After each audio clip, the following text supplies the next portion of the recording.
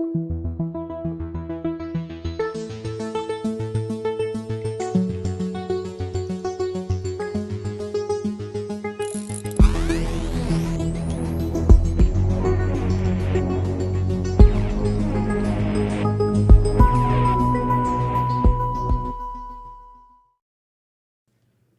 me move on to the next item I wanted to talk to about the Republican Party, the Christian fascists, what they're focusing on right now. Not what this conservative writer just suggested, but they're focusing, the Christian fascists, on these cultural issues that are polarizing in order to regain power, fascist power. Here's an example. Reported in the Times, minutes after a group of congressional Democrats unveiled a bill recently to add seats to the Supreme Court. The Iowa Republican Party slammed Representative Cindy Axne, a Democrat and potential Senate candidate, over the issue. The Christian Fascist Party put out a statement saying, quote, "Will Axne pack the court? The move to expand the court puts our democracy at risk." It does nothing of the sort. In fact, if it had to be reduced to enhancing or retracting democracy by adding to the Supreme Court, it would enhance.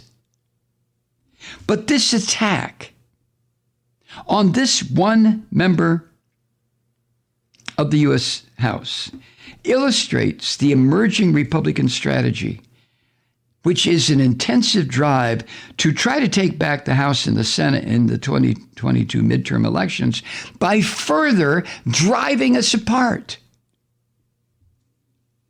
Now, the Republicans, the Christian fascists, the son of a bitches, are staying completely away from the economic initiatives that the Democrats have put out there because they proved so popular, like the infrastructure package and the stimulus law that coupled pandemic relief with major expansions of safety net programs. No, not the Christian fascists. They're focusing instead on these niche shit issues that they blow into huge proportion that stoke conservative outrage, Christian fascist outrage. And in doing that, these Christian fascists are seizing on measures like the so-called Supreme Court expansion idea and calls to defund the police, which, by the way, a lot of Democrats oppose, as well as efforts to provide legal status to undocumented immigrants and grant statehood to the District of Columbia.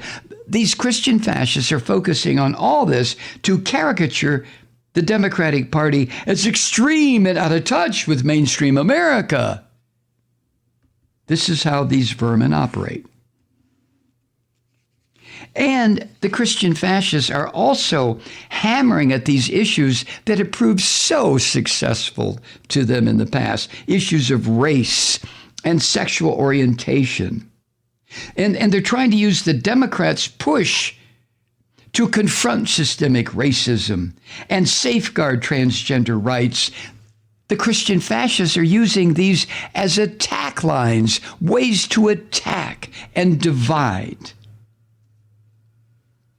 God damn these people. Now, all this comes, as the Times reports, as Biden and Democrats trying to capitalize on their unified control of Congress and the White House, as Democrats have become increasingly bold about speaking about these issues and trying to promote a wide array of party priorities that have languished during years of this orange filth, this vomitous bastard's term as president.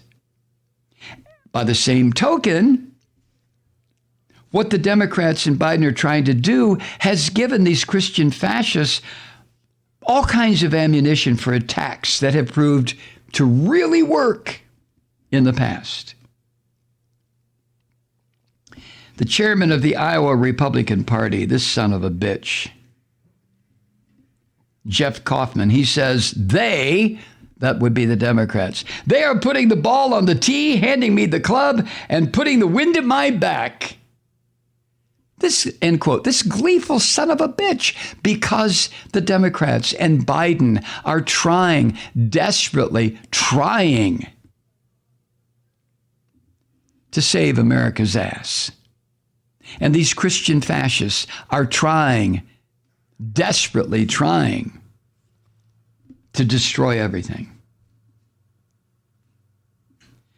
Now, the Democrats, in response to this, argue that these Christian fascists are focusing on these side issues and twisting the positions of Democrats because, and we mentioned this the other day, the Republicans have nothing to campaign on. They don't have any issues, nothing positive, not a goddamn thing.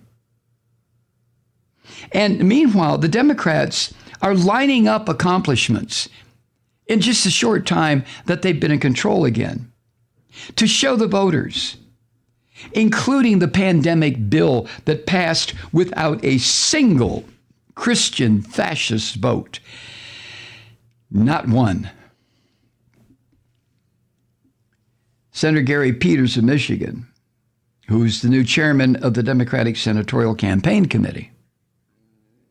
Peters said, quote, that, referring to the pandemic aid bill, that was very popular, and I can understand why Republicans don't want to talk about it. But we're going to keep reminding folks who was there when Americans really needed them. Good idea, Senator. Now, the contrast between the Christian fascists and the people who still believe in democracy should define the races coming up in 2022. God help us if they don't. Democrats are going to try to sell this agenda that they're following with Joe Biden. They're going to try to take credit, and they should take credit, for what they hope will continue to be a surging economy. And they're going to do the obvious of portraying the Republicans as an increasingly extreme party that has only one goal, and that is to push the orange bastards' lies about a stolen election. When the fuck is this guy going to stop? And I've answered that. Never. 7 months past his filthy defeat, and this vomitous pig is still pushing the idea, oh, it was a stolen election, the big lie. And so many people, God help us in this country, are willing to buy into this shit. So these Republicans, aka Christian fascists, I don't care if they're in Congress or in the general public, who have embraced these lies, plan to use them. The politicians of the Christian fascists, they're going to use them to energize these sick fuckers who continue to vote Republican. And they're going to complain of radical Democratic overreach. Where? And of course, like I mentioned a second ago, they're going to amplify these dumb shit so-called culture war issues that they think are going to propel more voters into the Christian fascist party. And to some degree, they're right, because the American public has never been known for its political astuteness. We know this. So, I got to share this with you. There was a release from the National Republican Senatorial Committee. It's this gang of fascist Nazis. It's their job to try to win the Senate back. And in that release, they highlighted what they called the 3 pillars of the Democratic agenda. God damn, that sounds like communist China, doesn't it?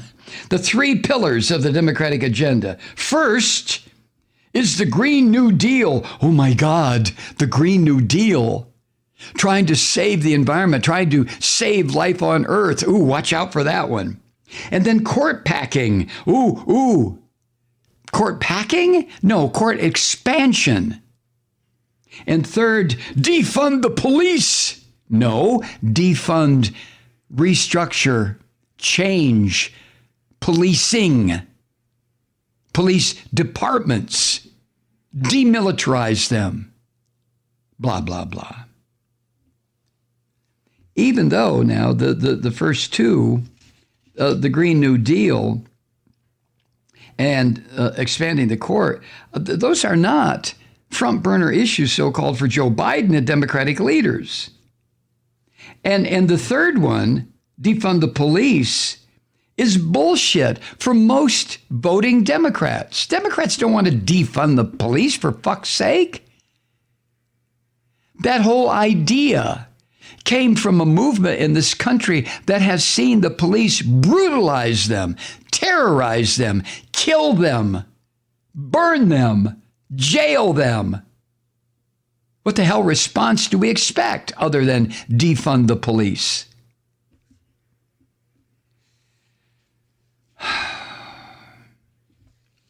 And then the turtle, this rotten son of a bitch, Mitch McConnell. Last week, he tried to put a new issue into the mix, which he hoped would lead Republicans in protest of a proposed Biden administration rule that promotes education programs that focus on and address systemic racism and the legacy of slavery in this country. And the turtle, this filthy pig McConnell, oh no, I want people to be educated about shit like that. I want to find out about Kentucky. And the filthy Mitch McConnell has taken particular aim, according to the New York Times, at it's called the 1619 Project. And that's a journalism initiative by the New York Times that identifies the year when slaves were first brought to America as a key moment in our history.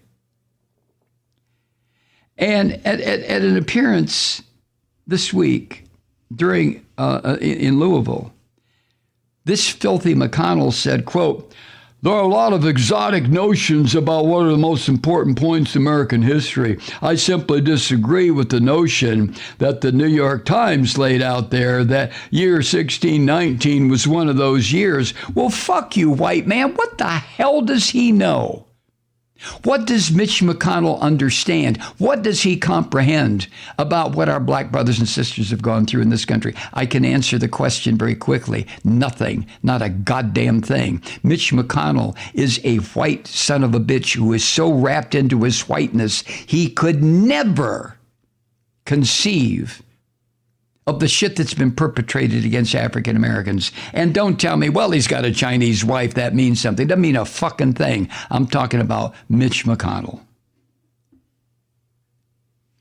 And then to jump on that bandwagon, as these rotten bastards do, Senator Rick Scott, who's the chairman of the Senate Republicans campaign arm, he has been explicit about his strategy.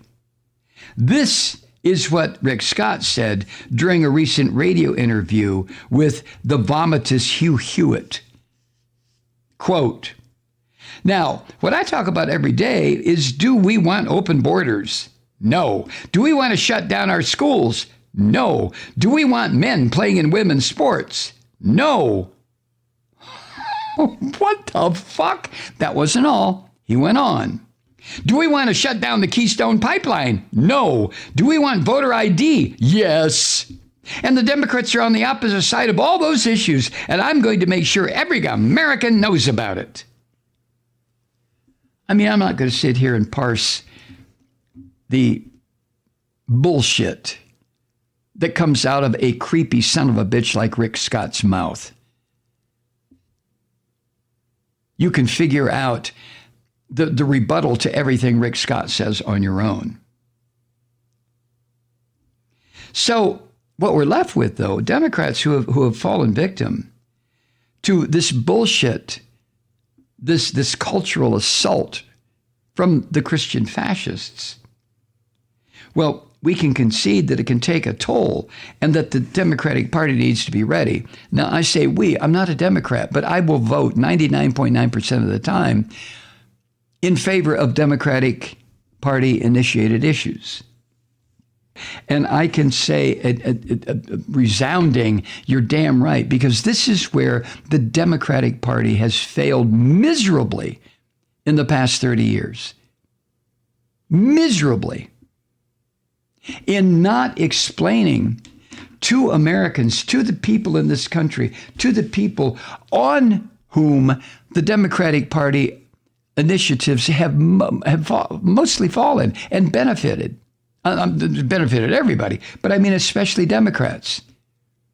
Not understanding that any initiatives that have brought this country forward in the past 40 years as a cohesive unit, as little as that's been, can be attributed to actions taken by Democrats, not Republicans, not the Christian Fascist Party.